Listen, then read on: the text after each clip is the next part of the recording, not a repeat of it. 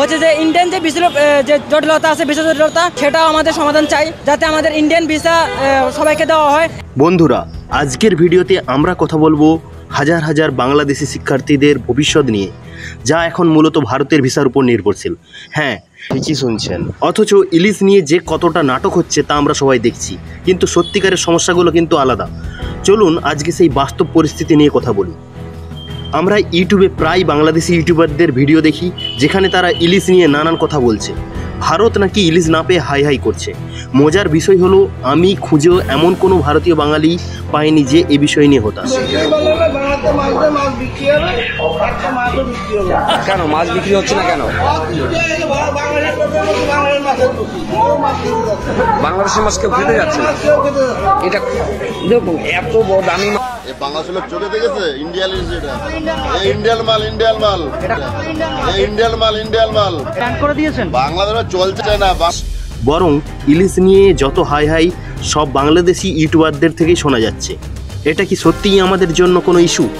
অন্যদিকে ভারতের ভিসা নিয়ে বাংলাদেশিদের আসল সমস্যার কথা কিন্তু তেমনভাবে প্রচার করা হয় না। শত শত ভিডিও পাওয়া যাবে যেখানে বাংলাদেশিরা ভারতের ভিসা না পেয়ে কতটা সমস্যায় পড়ছে সেটা বারবার বলা হচ্ছে। প্রত্যেক বছর হাজার হাজার বাংলাদেশি শিক্ষার্থী ইউরোপ এবং অন্যান্য দেশে পড়তে যেতে চায়, কিন্তু বড় সমস্যাটা হলো ওইসব দেশের দূতাবাস বাংলাদেশে নেই। ফলে ইউরোপের যে কোনো দেশের ভিসার জন্য তাদের ভারতের ডাবল এন্ট্রি ভিসা নিতে হয় এবং ভারতেই এসে সেই দূতাবাসে আবেদন করতে হয়। দাবি নিয়ে এখানে আসছি। তিনটা দাবির মধ্যে একটা হচ্ছে যে ইন্ডিয়ান ভিসা যে জটিলতাটা আছে ডাবল এন্ট্রি, সেটা যেন সহজ করে দেয়। এবং এখানেই সমস্যা শুরু, কারণ যখনই ভারতের ভিসা না পাওয়া যায় তখন তাদের শিক্ষা জীবন অনিশ্চয়তায় পড়ে।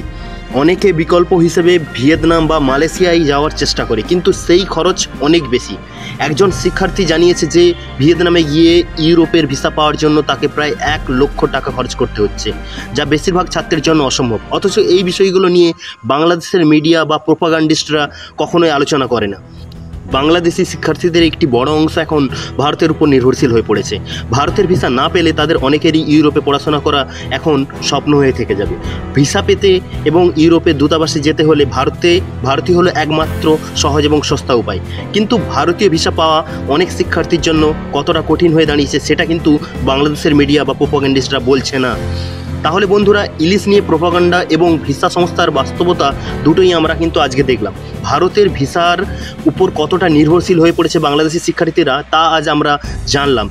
এই বিষয়গুলোকে নিয়ে আমাদের চোখ খোলা রাখতে হবে এবং সঠিক তথ্য জানতে হবে। তাই ভবিষ্যতে এমন আরও গুরুত্বপূর্ণ তথ্য নিয়ে আমি হাজির হব। ভিডিওটি ভালো লাগলে লাইক দিন, কমেন্ট করুন এবং আমাদের চ্যানেল দ্য বং ইনসাইটকে সাবস্ক্রাইব করতে ভুলবেন না। ধন্যবাদ বন্ধুরা, আবার দেখা হচ্ছে পরবর্তী একটি ভিডিওতে।